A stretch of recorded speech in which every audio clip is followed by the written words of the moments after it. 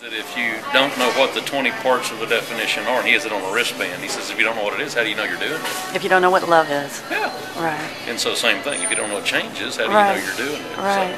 So, so what would you say this morning? Thank you for letting me. I know it's weird to have a little camera pointed at you, but and I do want you to know that I have forms that you can sign, so if you don't want me to use this, that's fine too. It's up to you. So this morning, what would you say for you? What change is? Are we asking on a personal level or on a national level? The answer is yes.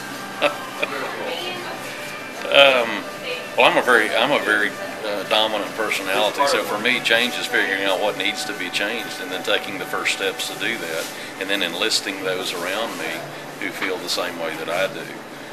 And so change is defining what needs to change first, basically writing what needs to change, and then writing a job description of the team that I can enlist. I build teams, so it's to get people involved in making a move. Dave's ministry has about 300 or 400 kids cycling through our church every Wednesday, and so my goal in getting involved in that is the change there is getting a team built so that we can, I hate to use the word capitalize on that, but to get them involved in the level beyond just showing up to church and going, God, that was cool, and then going back to whatever they did before.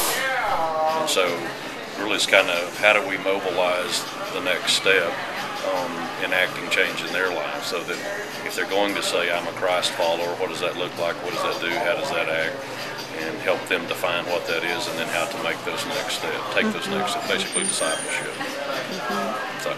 Thanks.